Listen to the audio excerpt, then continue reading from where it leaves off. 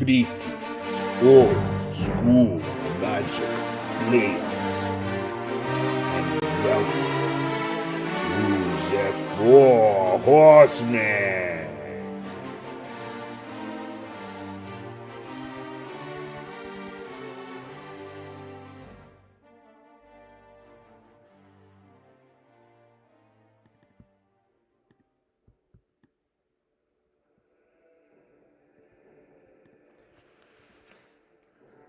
Greetings, old school magic players. Welcome to the Four Horsemen on a Monday night. I'm the Chadster. I'm joined here tonight with John Eccleberry. How you doing, John? Hello, hello. Hey, we're back at it, everybody. We're going to be doing some Four Horsemen Old School Magic Tournament 15 group matches tonight. John, you were recently at what was the name of this event? This past weekend, I attended Thrash Bash 3 in South Bend, Indiana. Thrash Bash 3. Okay. How was it? It was great. It was an awesome venue.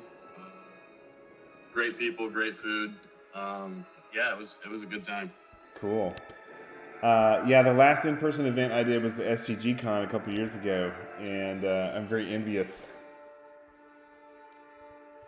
I wish I could have went to that SCG Con. One day we will have another live event. Yeah. And, be able to be there. Yeah.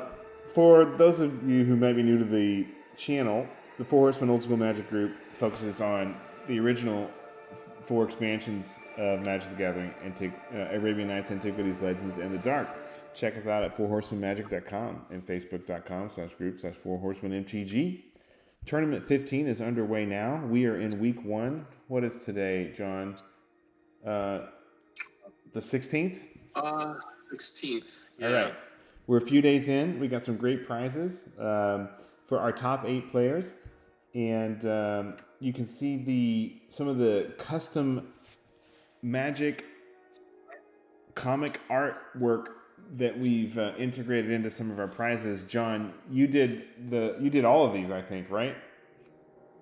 Well, I didn't do the MicroProse tokens on the bottom there. Those are from the old Magic video game, but I just sized them and put them on cards so we could use them. And then the island is from an old Duelist magazine, an April Fool's joke that Mark Poole painted. So that's pretty cool. But yeah, all the comic book ones, I mined most of that art from the old Magic the Gathering comic books. And then there's a couple other ones in there. A Jusum by a friend of mine, and then a Jusum from a movie. But pretty cool stuff. It's fun to make those. I made a whole bunch of different ones for us and for Fallen Empires 40, and it's just fun. The players totally dig these prizes, particularly the Rook tokens and the islands. I mean, the islands, everybody's like, clamoring to get those islands cards. So, thanks for doing those for us. These are prizes that we give away to our top 8 players. And so if you'd like to get some of these, join us at fourhorsemanmagic.com and play in our tournaments, and John will send you some if you make top 8. The Bandit Restricted has not changed since Tournament 13, and we're on Tournament 15 now. So there's been no changes to this list. This is a 4-week schedule, and we're in week 2 right now. We're in Monday the 16th. So we've got actually a couple of groups that are finished with their matches, and we've got a few groups that are remaining. So it's going to be a real interesting tournament. A lot of the players are getting much more focused with their decks and a lot more strategic. So I think this is going to be a fantastic quarterfinals, semifinals, and finals coming up. All right, so John, as I was telling you, tonight I played Roger, and Roger sent me a copy of his deck photo after the match, and the match was so fun. It has so many twisted turns that I was like, hey, we should do a video of this match. This is a quick preview for you. It's kind of a unique matchup because Roger's deck is using some cards that like nobody else is using. Things like Divine Transformation and Giant Strength, and Army of Allah. And I was chatting with him. And I was like, "What do you want to call this deck? You want to call it, Army of Giants or Army of the Divine?" And he's like, "No, call it They Might Be Giants." I love it. Do you remember that band from like the 90s? I do. Yeah, only us old folks would remember that stuff, right? But this is a great match. I mean, this match has so many twists and turns. Let's get into the deck photos real quick since Roger sent me his. Let's start with my deck. John, you've seen this, and once we release these videos, we'll have already released the deck photos. So this is the latest version of my Living Plane Falling Star deck. And, John, you and I have done some practice matches, and I really am happy with this deck. I don't know how it's going to actually fare in the aggressive, meta of the format, but it's a very unique and interesting deck. I feel like you've put a lot of work in on that deck from where it was when you started testing it, and I think it's really solid. I think you have a really good shot of winning the whole tournament this time. I know that you're not big on trying to win your own tournaments that you're winning, but this is tournament 15. You're allowed to win. It's a really solid deck. Well, what's funny about my tournament matches is I've made quarterfinals a ton of times. I've made semifinals probably a handful of times, and I don't know what happens, but my decks always peter out. I get a horrible draw, or I get all lands, or I get no lands, or I mean, it's like a taboo that's been with me since very early tournament days.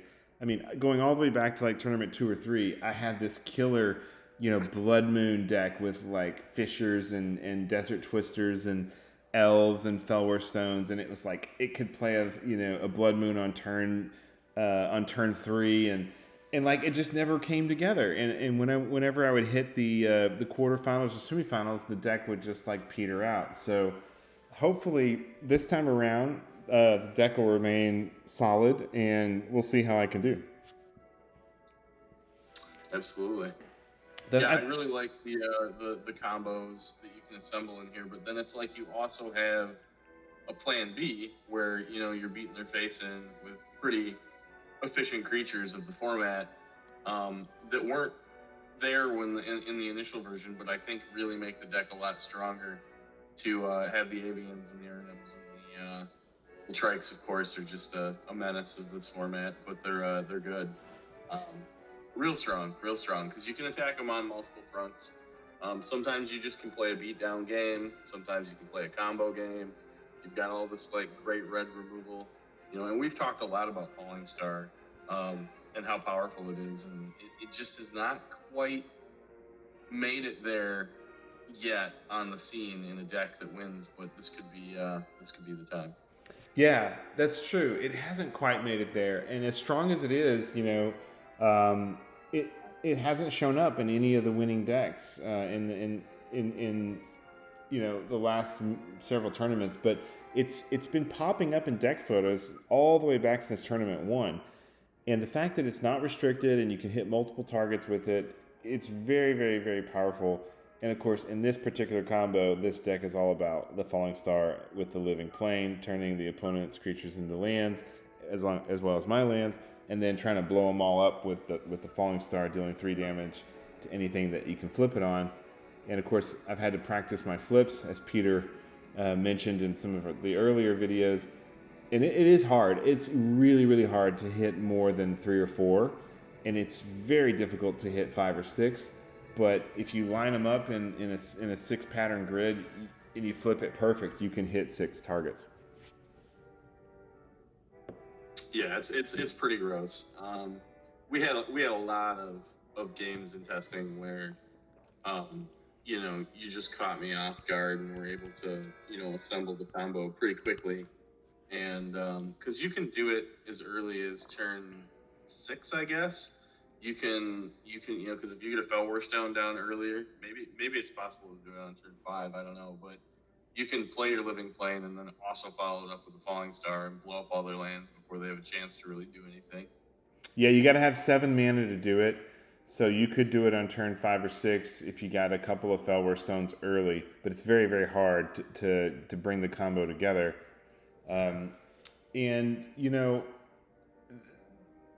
relying on some of the bigger creatures, like getting the Curd Ape out early is critical. If you don't get the Curd Ape out early, then it's not that great until you play Living Plane Falling Star. And then if you get the Curd Ape out after Living Plane, then the Curd Ape is fantastic because you've got a way to roll over their little dudes with your 2/3. But, it's mainly there for early damage to try and pull ahead and then hit them with a big swing with all your lands. The Urnums make a big difference, and the Triskelions and Clockwork Avians make a big difference. The other thing is if we look at the sideboard, this sideboard, I put a lot of thought into the sideboard. The Avoid Fates are there for a lot of the boomerangs and enchant creatures, and then of course the all-powerful Presence of the Master. This was a game changer for how this deck developed. And John, you were doing some practice matches with me. Putting in the plateaus for the red-white, and I already had the City of Brass, so it gives me 8 potential white mana, so that I can have the Presence of the Master in the sideboard was like a complete game changer for this deck. Yeah, that card's, it hasn't really shown up kind of like Falling Star, but when I lost the last one, Tournament 14, I played Tim Kincaid in the finals, and it was a close match. It was a good match, but his deck, definitely won out in the end. And I just looked at his list, and I'm like, this entire deck would just be completely hosed by a Presence of the Master. You wouldn't even have to draw it early. Like, you could just wait until you drew one and play it, and then play all your dudes and whatnot, and do your stuff after. It's pretty wild. So I think we might start seeing it pop up, kind of the way that you see Blood Moon in sideboards. We're going to maybe see 3 or 4 Presence of the Master show up in some of the sideboards in this format to combat all the enchantments, because there's just not that many ways around it. I don't think it's a problem that enchantments are strong. I've said this in a lot of our videos. I think that it's interesting to have a format where enchantments are actually good. Yeah. Because so many of them aren't in so many formats. But at the same time, you do have to have some way of dealing with them and combating them. And my angle has been, Boomerang and Time Elemental. But Presence of the Master really is kind of the ultimate lockdown that can just turn an entire deck off. And then, you're not really worried about it because you can either get your Living Plane down first, or depending on the matchup, you could even take the Living Planes out for the Presence of the Masters. Your deck's pretty efficient either way. Like, you could just play a regular beatdown game and not even do the combo.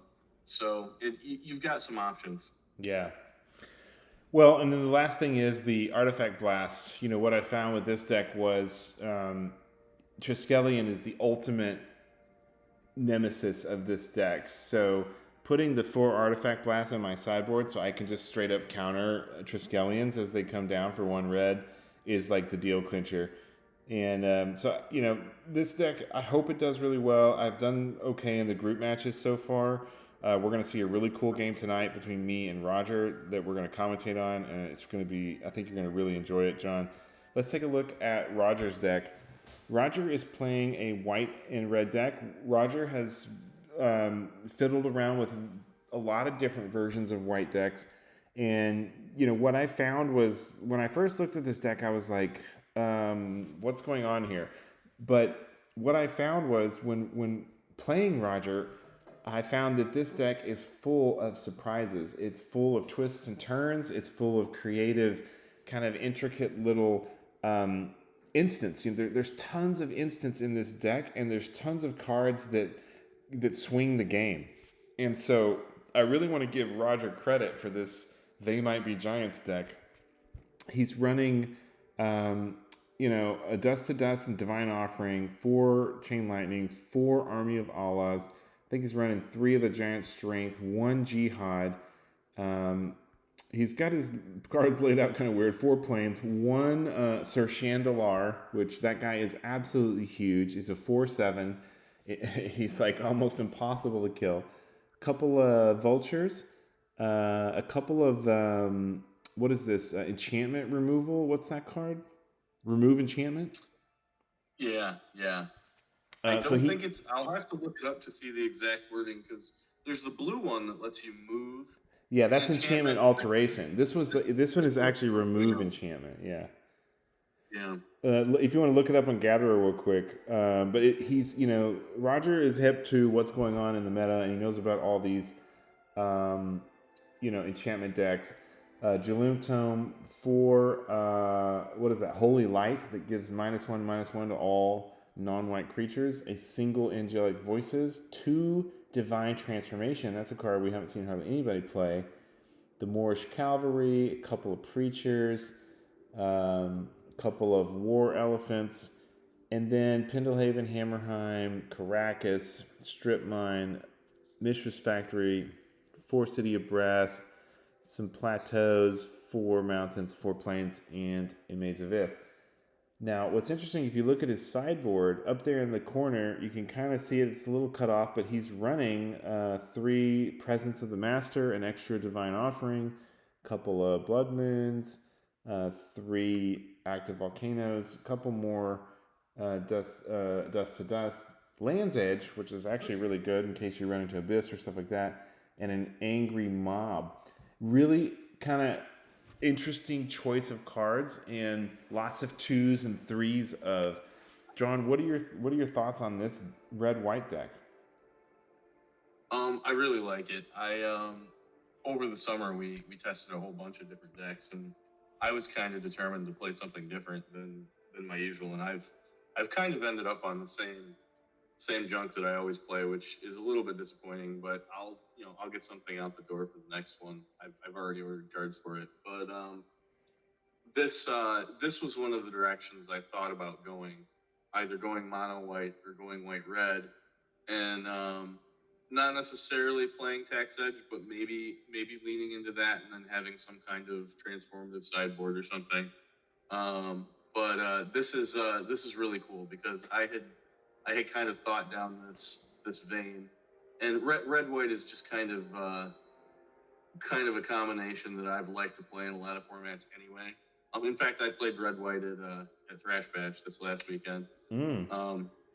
And actually, I'll tell you a quick story. It's funny because I see that Roger also has a Preacher in his deck. And you'll appreciate this because it applies to this format too. We've seen a few Eureka decks in Four Horsemen.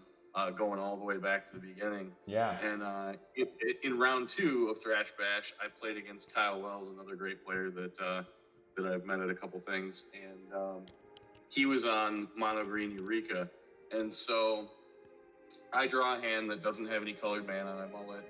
I get another hand with no lands, I mull again. So I mull down to 5. I'm just not feeling really good about what's going on. I don't know what he's on at this point. He goes first. And he plays Forest, Black Lotus, Eureka, and then he plays a Craw Giant, and he puts a Lure on it, and he drops a couple other cards. And then I lay down my Preacher that's in my hand, and he passes the turn, and I use the Preacher to steal the Craw Giant. Whoa. And it was like, it was so much fun. It was so ridiculous. Oh, man. Definitely my favorite interaction of the day. Wow. That sounds killer. Well, Preacher's really strong, and there's just some crazy cards in this deck, like Divine Transformation that gives your creature +3/+3. The enchantment removal. Nobody's been played enchantment removal, and I think it's really cool that Roger's playing that main deck, the Presence of the Master in the sideboard. He's got tons of anti-artifact with the main deck Divine Offerings and a Dust to Dust, and then extra Dust to Dust in the side. He's got the Land's Edge to deal with any other world enchantments, because those can be, a game changer. And, at first glance, I was just like, is this deck like just a hodgepodge of, kind of random stuff? But it's actually like when you get these banding trampling elephants, or the trampling cavalry, or you get preachers down, and he's got Army of Allah and Jihad and the vultures that fly. Like, plus he's got chain lightnings to deal with things, and like it all kind of synergizes in a very interesting way. Oh, and I'll point out too, for anybody looking at this deck photo going, why are there extra planes up there in the deck? Those 4 planes between Sir Chandalar and Jihad are what's the flyer? What's the 2/2 flyer with first strike? Storm. Oh yes, that's right. He's the Thunder Spirit. Thunder Spirit. Thank you. Yeah, it's funny because Roger almost never plays with proxies, even though we allow them. He almost always just builds something with what he's got. But when he was crafting this deck, he must have thought that they were important enough to proxy up. So yeah, I forgot to mention that. There. Yeah, Thunder Spirit, 2/2 flying first strike, really cool card, and a Legends card that's, you know, it costs 2 white and 1, so it's like the same price as a Preacher, but it's a 2/2 flying first strike, and with that giant strength or the Army of Allah or the Jihad, it can be killer. Or think of it with the Divine Transformation. Yeah. All right. Yeah, really good. Well, I think we're ready to get into the match. John, you have the video downloaded on your VLC player? I do. All right. And we're going to set this at 1.5 speed. Yep.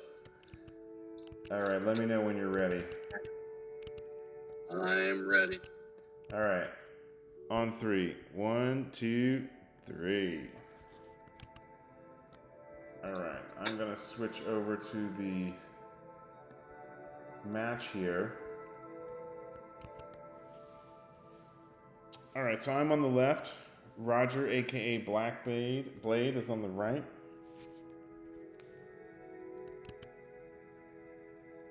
What do you think, John, just looking at the deck photos and kind of doing the deck tech? What's your prediction, not knowing the outcome? Oh, geez, I don't know. I really like both of these decks, so I think that he does have an opportunity to possibly out-aggro you early on if he gets really aggressive draws. But at the same time, you could really hurt him with not even just assembling your combo, but just by basically Falling Star is just going to wreck his day in some of these games, I think. Along with Chain Lightning, of course, to clear out anybody else that you didn't hit, and Triskelion. So like you have a lot of ways to deal with small creatures. Yeah, I don't know. It's going to be a good match, I think. Yeah, it's a great match. Okay, so Roger starts with a Plateau and gets a Osai Vultures on turn 2 with the City of Brass as the second land. Now, I did not have a first turn Curd Ape. That's like a big thing for this deck. Like, it really wants a first turn Curd Ape. You know, Tiger Curd Ape didn't get it, but I got a second turn Fell War. I mean, that's good. I mean, it's cool for you to be the aggressor if you can be, but your deck doesn't have to be. You've got other ways to do it. Yeah. And Roger's third land here is kind of an unfortunate draw for him. It's a Mazavith, and, you know, he's got a lot of things that cost 3 that he could probably play. I get a third turn Sylvan Library, and Roger Divine Offerings my Fellwar Stone to slow me down. And he's getting in for 1 with the Vultures while I don't have anything in play creature-wise.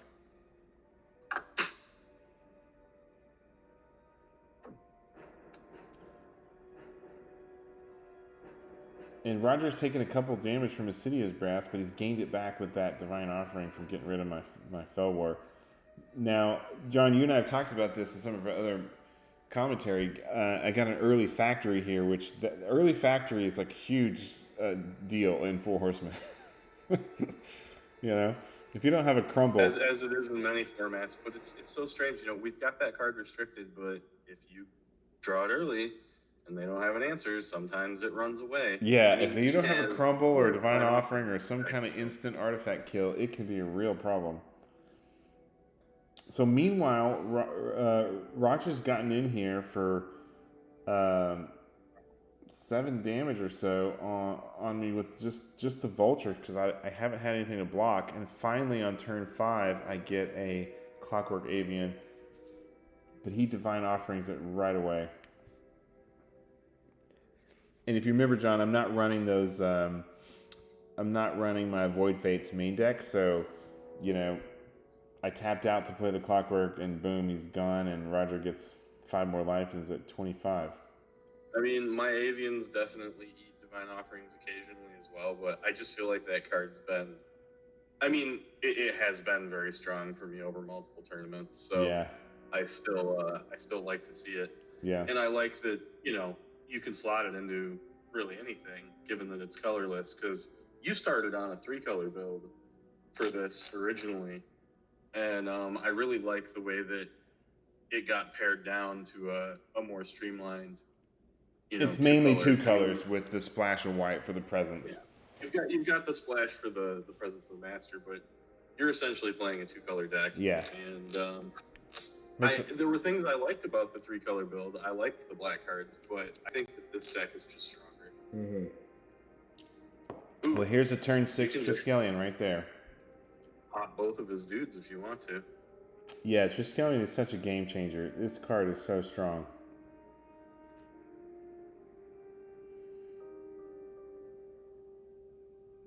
But it's interesting because Roger is giving me a really hard time with Osai Vultures and War Elephant. Like, only in Four Horsemen could that be possible.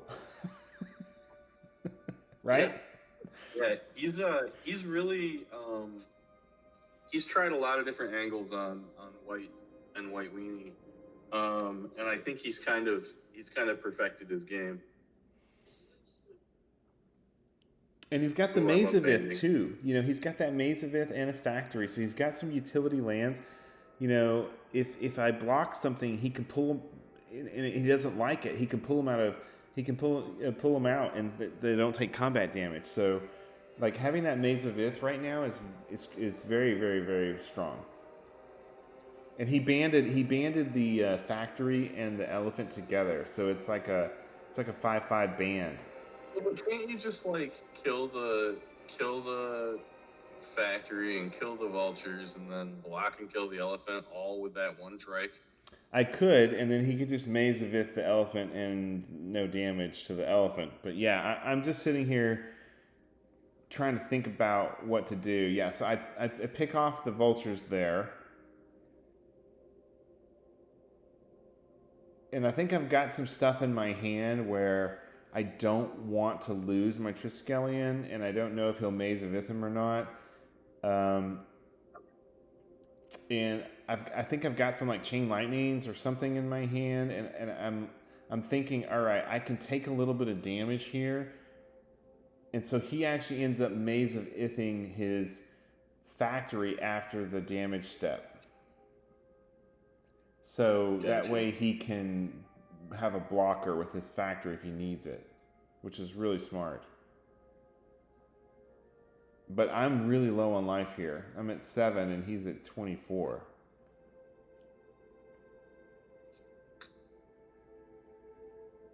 I mean, Divine Offering on Clockwork is brutal. It's pretty good. Pretty good.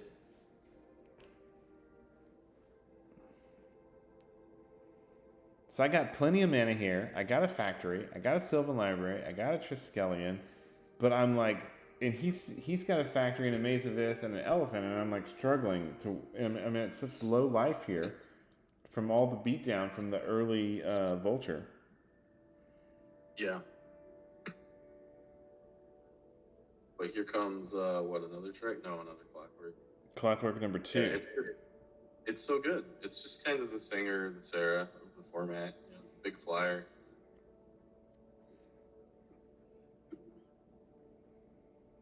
Yeah, Clockwork is the unsung hero of Four Horsemen. It's very strong. So now Roger's really thinking about what to do. I was wondering if he might have another Divine Offering, because I had not seen his deck picture, but I figured he was running 4 Divine Offerings main deck. Clockwork's also one of the only things that busts through the line of all those blue flyers that have 4 toughness. Mm-hmm. Yeah, Clockwork and Tetravis, right? They're the only ones. Yeah, I guess Tetravis. But you know what's funny? I haven't seen many people running Tetravis, but I suppose that, like everything else, he'll come back around. So John, I don't know if you saw this, but he played Dust to Dust on my 2 artifacts, my Triskelion and my Clockwork. Rough. Oh no, he played Holy Light. My Triskelion was at 1, and so the Triskelion dies, and my Clockwork gets a -1/-1 with the Holy Light, and he Chain Lightning it to finish it off. So with a Chain Lightning and a Holy Light, he got rid of a Triskelion and a Clockwork. Didn't your Clockwork have didn't your Triskelion have counters left on it though? Yeah, well, I used the counter to ping him, and he played he played the Holy Light to. Oh, before he played the Holy Light. Yeah. I wonder why he did that though. Like, why? What was the value in pinging him? Oh, because he had played the Dust to Dust, or no? He played the Holy Light instead. Yeah, I'm confused. I don't know why you would have pinged. But I guess I missed it. But I followed it up with a couple of Curd Apes, which is... Yeah, Curd Apes are, I mean, that's a good repopulation of your board for sure. Yeah, but he's got a Factory and a Mazavith to deal with them, and that Plains there is his proxied Thunder Spirit. Yeah, and he's got a Factory that can eat Curd Apes. Yes, so he's got a Factory that can eat Curd Apes. Okay, so check this out. I'm sacrificing one of my Curd Apes to his Factory, knowing that I have a Falling Star, and I could Falling Star his Factory and his Thunder Spirit after combat. Yeah, you just needed him to activate it. That was worth it, I think. Yeah, I mean, giving up a Curd Ape to get rid of a Factory, I'll take that. War Elephant, that's the Bander. You know, these guys are expensive. Like a 2/2 that costs 4 that bans, like, it doesn't seem that great. It's not. I mean, banding's cool and trample's cool, but you definitely are paying for it in these older sets. It's not a super great value. I feel like he needs to be like a 4/4 or something, or 3/4. Like, he's really underpowered. Yeah. Well, for in the same set, you've got Moorish Cavalry, which is a 3/3 trample for 4. Much better. I don't know. Like, this is a fair card, right? Because it has 2 power and 2 toughness, so that's 2 casting cost, and then it costs another 1 for the banding and another 1 for the trample. So, like, but it doesn't trample. It just has banding, right? It also has trample. Oh, it does? Yeah. And so, like, it's an eminently fair card. It's exactly on par.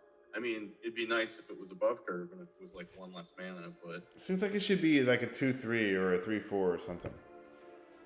Yeah. Considering it's Arabian Nights, like, think about how powerful all the Arabian Nights shit is. Yeah, it's really on an Arabian Nights curve. It's not a particularly powerful card. Yeah. You look at something, Serendipity Free or Choose Gen or the nonsense that they printed in that set. But I Chain Lightning it. And so I'm holding on at 7 life here. He plays a Osai Vulture. So you chose not to attack with your Factory there. Because he's got his Maze of Ith. Oh, right. He's got a maze. Well, I guess it wouldn't have done anything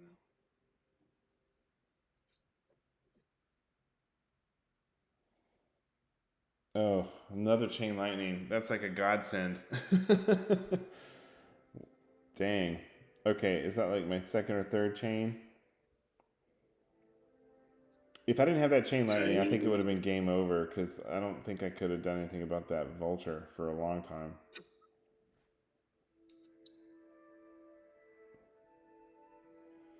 Okay, I got an Urnham Gen. That's a big deal.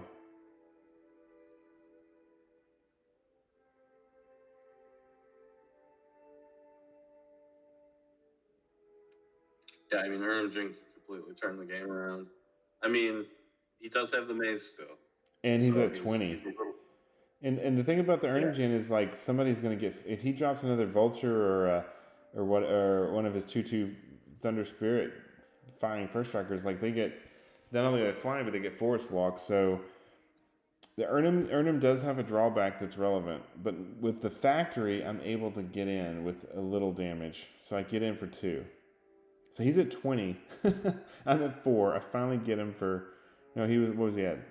He was at 17, I guess. So he takes 2. He's at 15.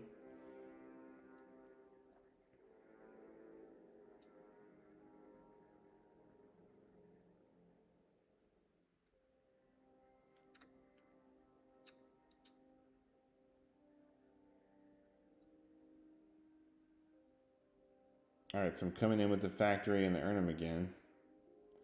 Seems like he's running out of steam. Yeah, he's just passing turn every turn. Maybe he hit it like a land pocket or something. Yeah, it makes you wonder what he's got in his hand. If he's got, it's certainly not a divine offering because he would use that on your factory. Maybe he's got that remove enchantments sitting in his hand. Yeah, that's not particularly good against me.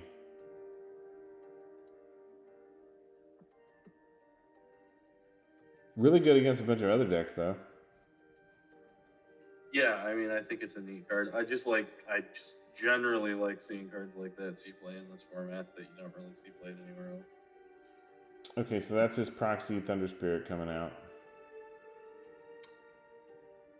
2/2 flying first strike. Yeah.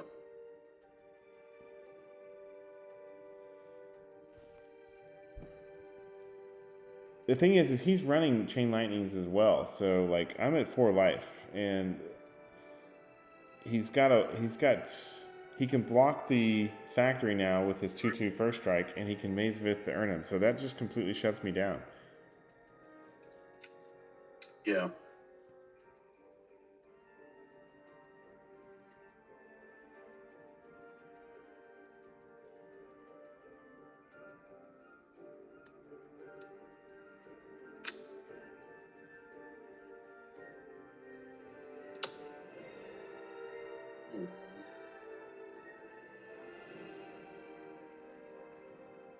Yeah, so I'm really trying to figure out what to do.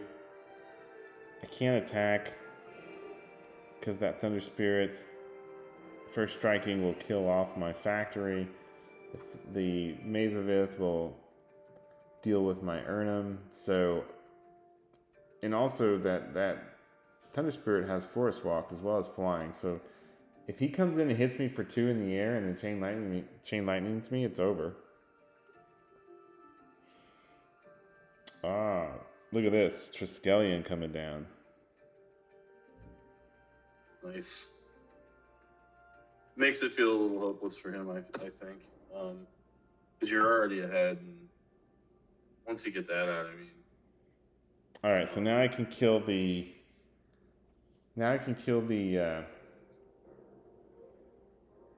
The Thunder Spirit.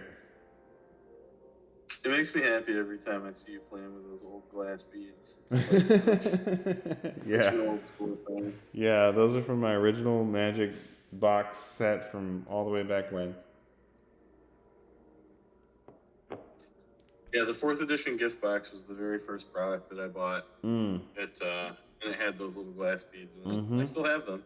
Yeah, there was a little leather bag in there. Yeah.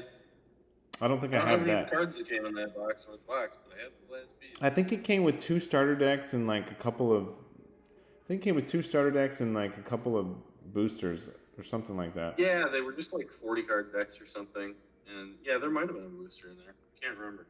I'm sure we could find out online. Oh, look at this! So, Roger drops Sher-Shandalar. He's a big guy, kind of hard to kill.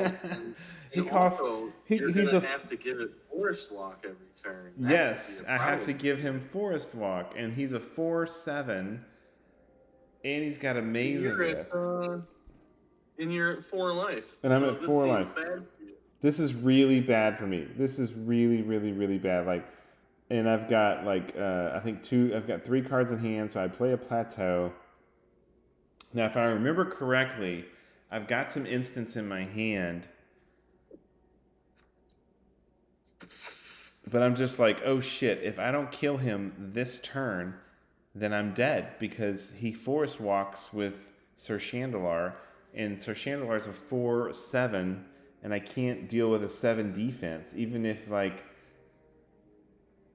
you were to block with the Ernemgen. So what do I like to do? I play Falling Star.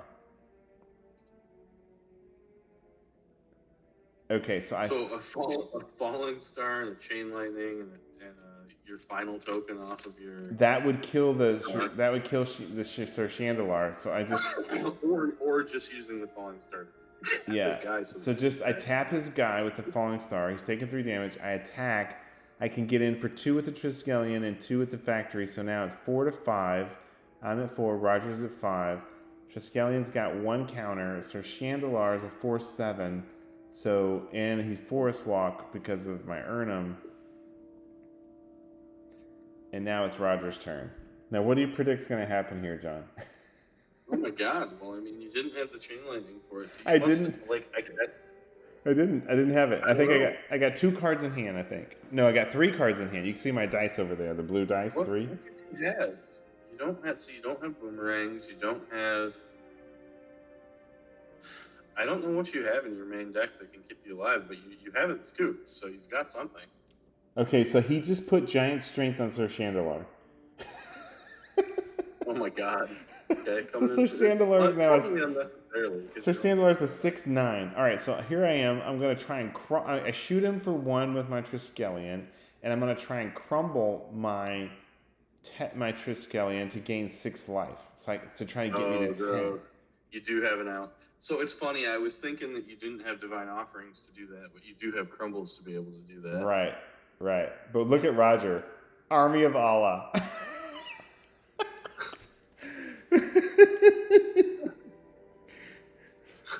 So he Army of Allah's the so even though I gained 6, I take 9, and then he chain lightnings me to finish me off. I love it. Isn't that wild? Like, I thought I was safe. I thought I had the game in the bag because I was like, oh, I'm gonna crumble my Triskelion and gain 6, and he'll never see it coming. And he's like, oh yeah, well I'm gonna giant strength my my Sir Chandelar and play Army of Allah and hit you for fucking 10 damage. Wow. Wow is right. Like, what a finish. What a finish. Hats off to Roger. Oh my God. That was like such a crazy game. Like, this is the kind of like wacky off the rails, like crazy out of left field stuff that like you don't get to see this in the other formats. This stuff doesn't happen because those cards are not played. I really like the crumble I know it didn't work for you that game, but I really like that as a life gain out. I feel like we've talked about this before, but much like enchantments being good in this format when they're not super, most of them aren't great in most formats. There's a couple good ones, but by and large, they're not played and not that good. Life gain, same thing, is like not particularly good in a lot of formats, but I feel like it swings a lot of Four Horsemen games. And being able to have that little out, that little life gain out, and 6 is a good amount of life to gain. Like, that could make or break many matches where, if you just need that little extra oomph to kill him on the crackback, 6 life is plenty. Yeah. But not when you're getting beat down by a giant Sir Chandelar and then getting domed by lightning. It's pretty good. It was pretty wild. Like, that match was so crazy. Like, how it ended and how it came down, I was just in complete shock, and I was like, wow. Hey John, do you want to pause real quick on the count of three, and we'll switch over to look at the sideboards? Yeah, sure. All right, 1, 2, 3. All right, I'm gonna switch back over, and let me reshare my screen with you, John. Okay, so looking back at the decks, let's start with Roger's deck. What would you sideboard here, John? Looking at Roger's deck. Let me take a look. So he's got not really much that's relevant against you. Maybe the Blood Moons. Probably the extra Divine Offering. And maybe the Presence of the Master. I mean, he would need to get it down early. But if he can get it down, it'll lock your combo off. But you know, like I said, your deck is somewhat immune to that because it's still pretty good without the combo. But question is, if he brings all that stuff in, what does he take out for it? I suppose he could take out the War Elephants, or some of the things that cost a little more. A couple of the enchantments. He's got is that a singleton anthem there that he's playing, or yeah, he doesn't have a dice on it, so there's just one of those. Yeah, I don't know. I would just take out a couple 4-cost cards. I'd definitely take out that enchantment removal card as well. Yeah.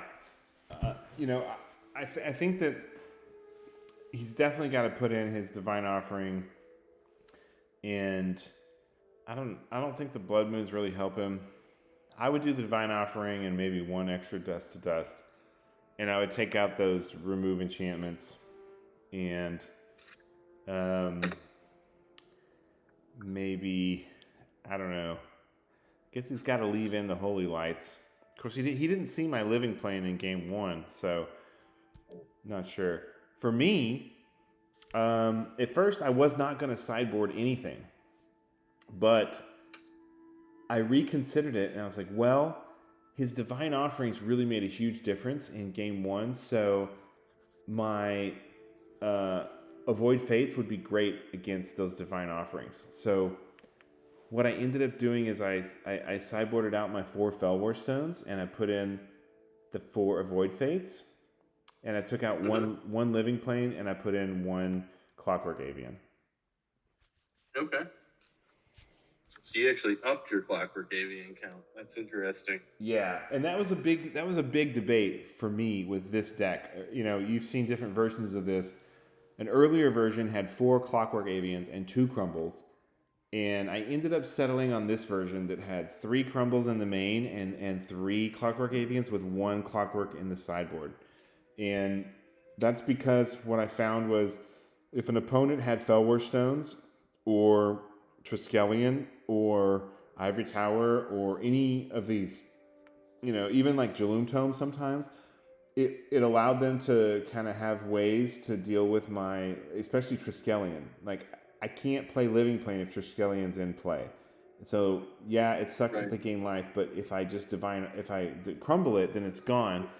If it's an Ivory Tower or a Felwar Stone or a Jaloom Tome, they gain a few life, but I don't really care, and it gets rid of it. So I ended up going for this 3 Crumble main with the 1 Clockwork in the sideboard. I think that's solid.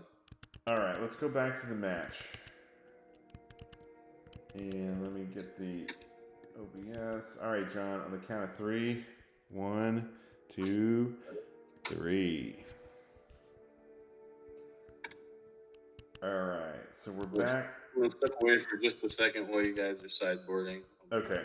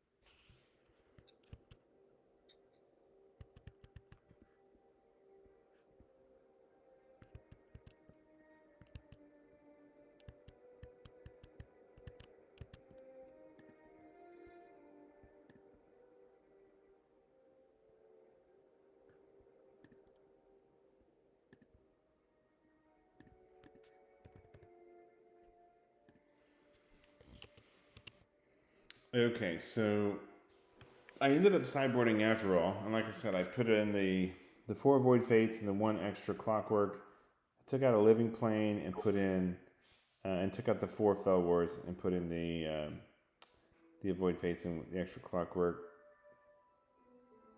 Roger, not sure what he sideboarded in, but I assume he put in that extra Divine Offering, took out those enchantment alterations, maybe put in extra Dust to Dust.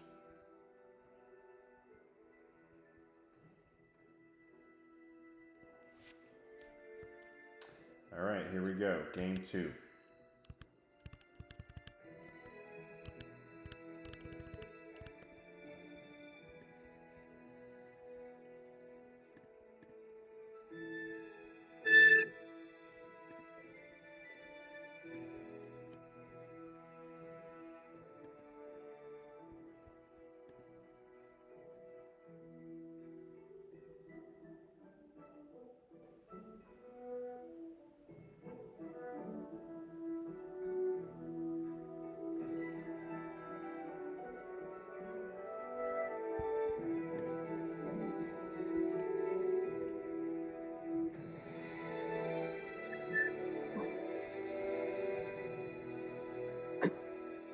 All right, I'm back. All right, welcome back. All right, so we're on turn 3 here, and Roger has a turn 3 proxied Thunder Spirit. I have a Hammerheim, a Factory, a Forest, and I just played a Diamond Valley, and I'm getting in for damage for the second hit on that Factory. So here we are. Early Factory makes a massive difference.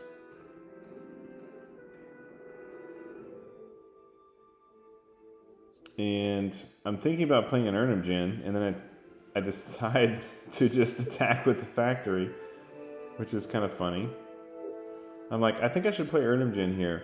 But I think what I was thinking was he might like Spirit Link it or something. So I needed one more forest or one more land. So now I feel safe to play Urnham Djinn because I have an Avoid Fate in hand. Gotcha. Yeah, I like that. Yeah, because you know if you wait one turn, if you just jam it and they Spirit Link it, that's just right. Kind of a waste, right? The Diamond Valley is there to back it up to get the life, but yeah, I was like, but you didn't avoid Fate there. Oh, because those aren't instants. Right, it's not an instant. Chain Lightning is a sorcery, so you can't avoid Fate that. Only enchantment. That's kind of like how Flash Counter doesn't stop all the good sorceries in this format. Right.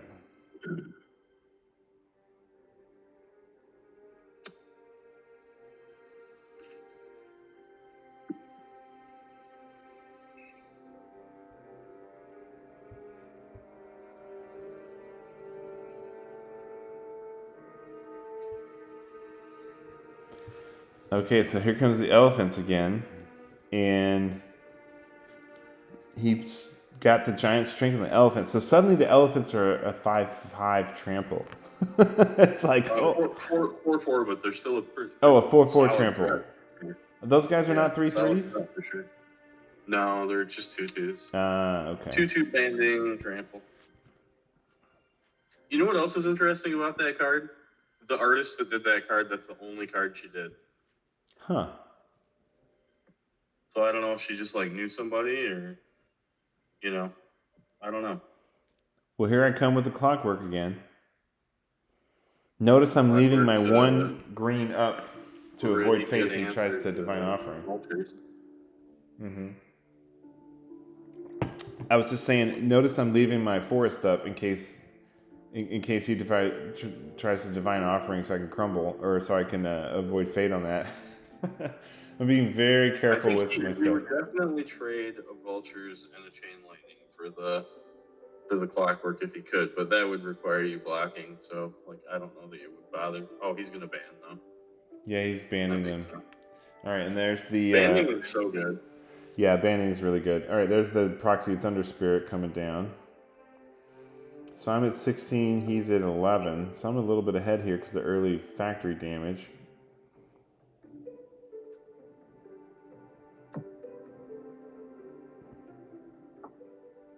And there's the Uncle Ernie. Uncle Ernie.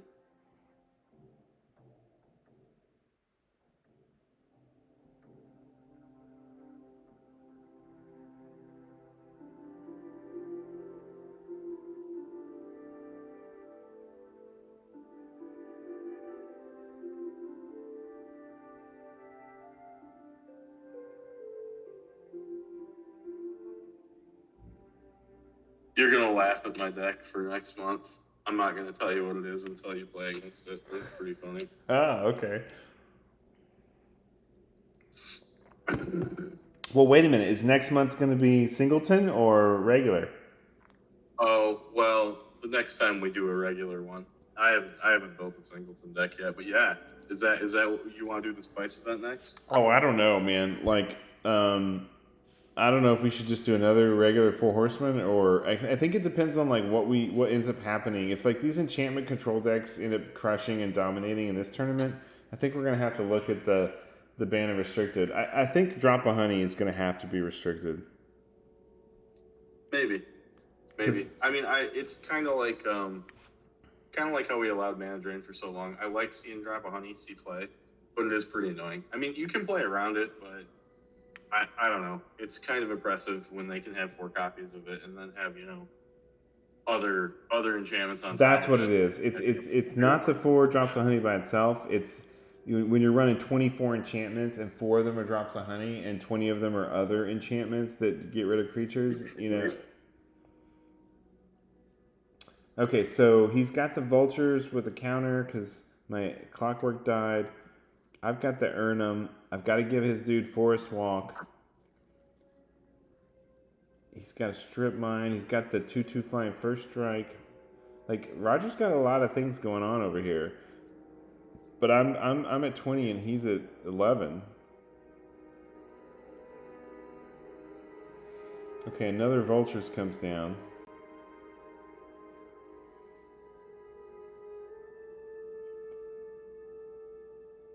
Okay, so he's flying over with the Vultures and the 2/2 flying First Strike Thunder Spirit, so I just have to take it, and it's 17. I think I'm giving his Vultures Forced Walk.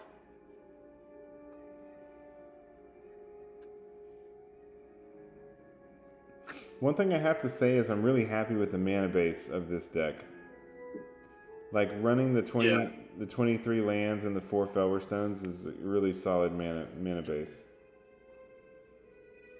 I think it's 23. Is it 23 lands? How many lands am I running? No, I'm running 24 lands, but one of them is Diamond Valley, and one of them is Workshop. So, don't know if that counts. Uh-oh, okay, so here I get a Triskelion. And now the game changes. That's another card. Like, do we need to restrict Triskelion? It's so strong. Well, I talked about that several tournaments ago, and I don't know. It's really interesting. Our winningest player, Peter, has not run Triskelion in any of his winning builds, which I think is really interesting because it is a very powerful card in this format. It does show up a lot. But also, I think if you have to restrict a 6-drop creature, I don't know, that just doesn't feel great. Like, we gotta have some stuff in the format that people can still play. You can't ban and restrict everything. I actually think we're at a really good place right now. We've got, I think, 11 on the ban list and 10 on the restricted, or maybe it's the other way around, but it's 10 and 11. And it seems the environment seems to be pretty good. People seem to be enjoying it. They still seem to enjoy brewing in it. We might have to restrict things, but I don't know. Creatures might be a bridge too far. I don't think there's probably going to be any creatures that we need to restrict. I guess that would be the one. If there was one, maybe it would be Triskelion, but I don't know. I mean, some decks just need it to survive.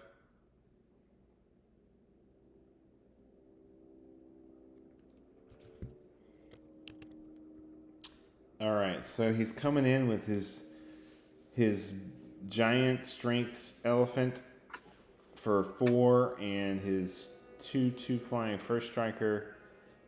I've only got one counter on my Triskelion, so what do I do here? I've got a factory, I've got a tapped Urnum. He's at 8, I'm at 17, so I'm way ahead right now. But I don't want to lose my Triskelion, I don't want to lose my factory. Oh, he strip mines my Diamond Valley. You see that, John? Well, that's rough. Now, I could have... Diamond Valley is one of those cards that's real good in this format, even though it's a one-of. Like, that life gain can really swing games. Yeah, and I could have sacked something, but I definitely didn't want to sack something now, so I just went ahead and just lost the Diamond Valley with no life gain. Oh, so he's dust to dusting. So here he's dust to dusting my Triskelion and my Felwar Stone. Oh, and look at this. I'm trying to crumble, but he's going to Divine Offering in response.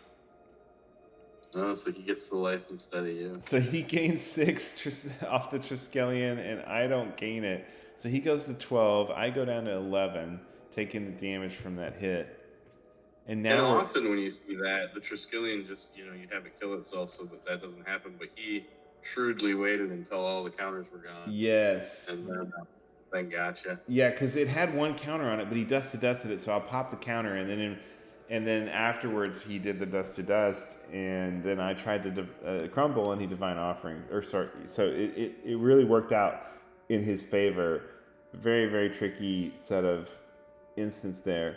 Okay, so here... I feel like there's a lot of interaction in this game. There's so much instant interaction in this game. It's crazy. Now, here I'm playing Falling Star after my combat phase. Or maybe it's before the combat phase? Yeah, it's before combat. And we're lining up the cards. I'm going to try and hit all 6 of them, which is very, very, very hard to do. So he's got his 4/4 Giant Strength Elephant, and he's got his 2/2 Flying First Strike Thunder Spirit, and he's got 4 lands that I'm going after. And if I flip perfect, I can take them all out. Because I played Living Plane. So here's where the combo comes in. I played the Living Plane and then the Falling Star. So I've tapped 7 lands in this turn. So I'm trying to pull off the combo. It's the first time in our match that I've actually got the combo.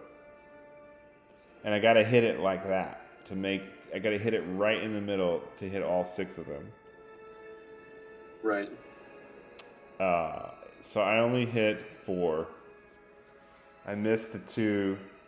I missed the Living Plane card and the Forest card. So I missed his Giant Strength Elephant, and I missed his Mountain. So he gets to keep the Giant Strength Elephant.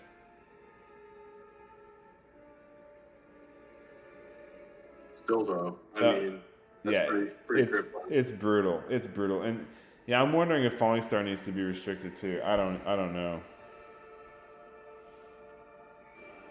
All right, so I have...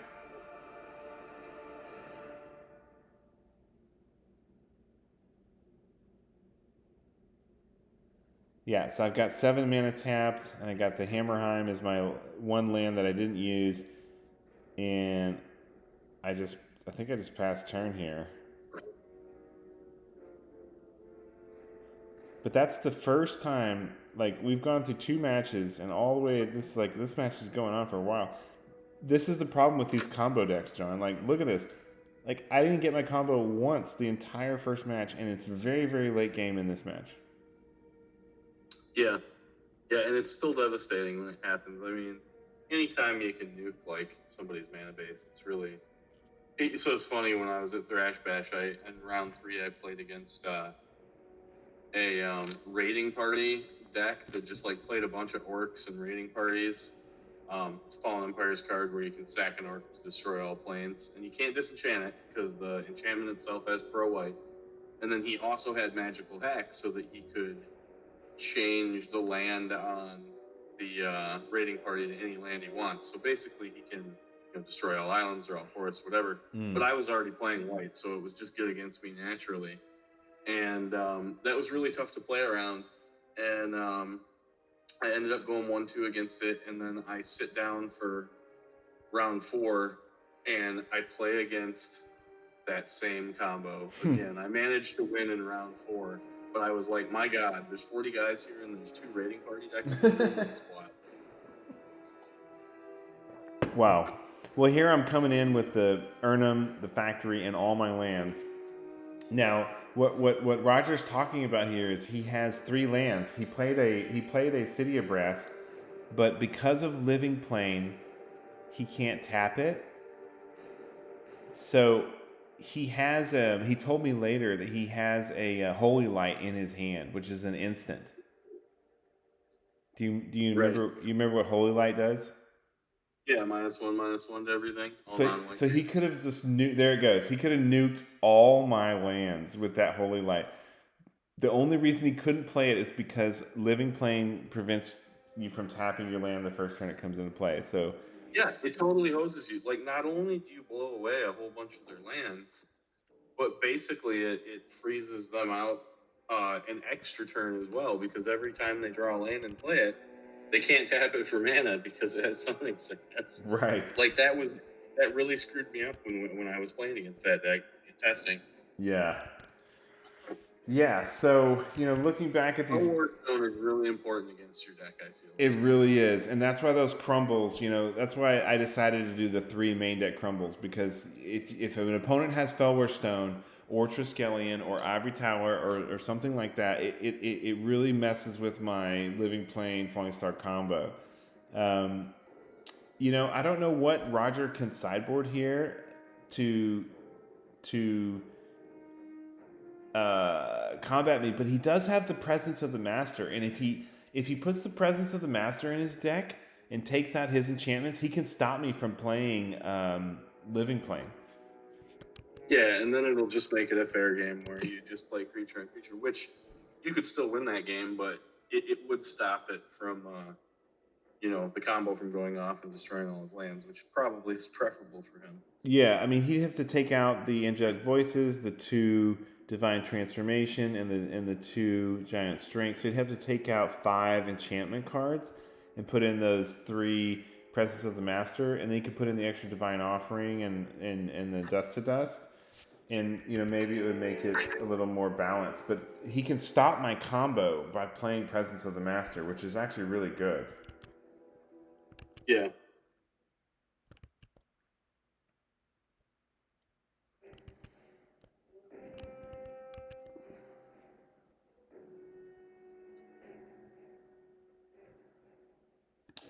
All right, so I'm doing a pile shuffle here. Excuse me.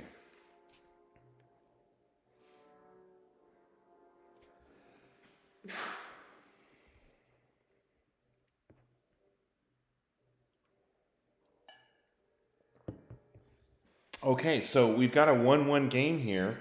What do you think, John? I think this is a great match. This is what I love to see, playing these matches and watching these videos and making these videos.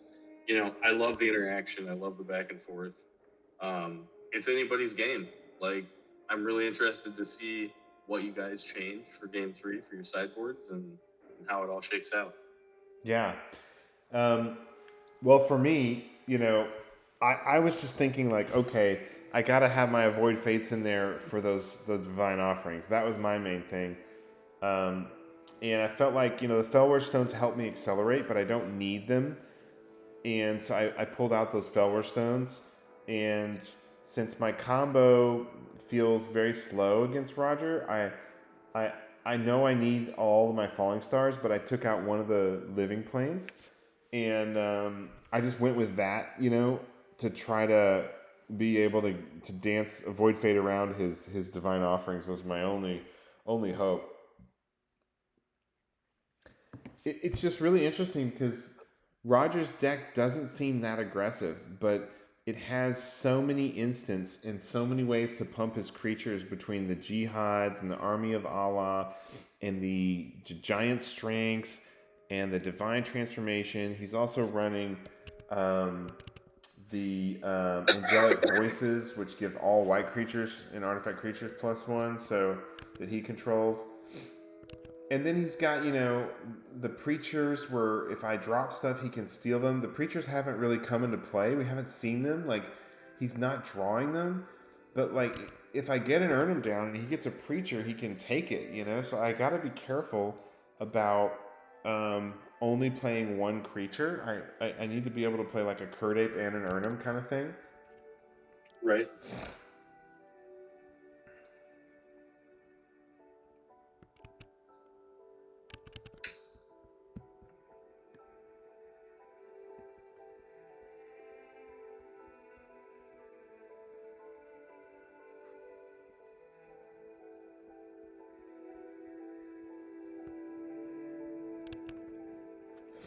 Okay, so where are we at here? All right, so we're still doing the sideboarding. All right, I'm drawing my 7. I think we did some mulliganing here. I think I mulliganed once and Roger mulligans twice here.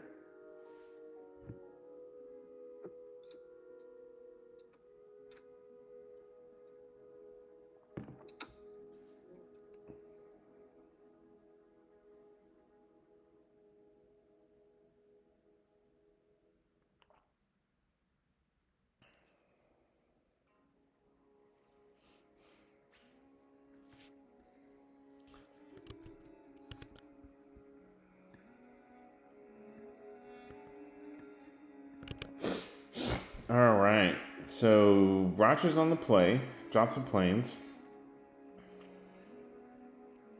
And I'm on the play on turn 2 with a Plateau and a Curd Ape. So, obviously I want the Taiga Curd Ape. I get a Plateau Curd Ape. He chain lightens it right away anyways. And I play another one in a strip mine.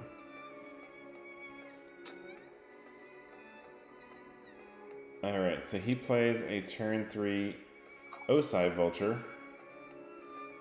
What do you think about these O-side Vultures? I mean, they're a 1/1 flyer. They're not super strong. Well, I mean, you got to use what you have at your disposal in this format, right? Like, I think flying is good. So in this archetype, it is cheap and it does fly. I can see playing it for sure. I mean, there's just a lot of white cards that you just can't play because they're not available to you. Yeah. Certainly something like Mesa Pegasus would probably be better than the Vulture, but the Vulture's serviceable, and he seems to get in with a lot of damage with it all of the game. Yeah, he really is. Yeah, we're just trading 1/1 blows at this point. One with the Curd Ape and one with the Vulture, but he hit me first, so I'm 1 point behind. Although, look at this. I do have the Diamond Valley again. I think I got the Diamond Valley every game. It's crazy. That card's bonkers, man. It really swings games. Yeah. All right, the third Curd Ape comes down for me, but he's got his second Vulture. So now we're still trading blows.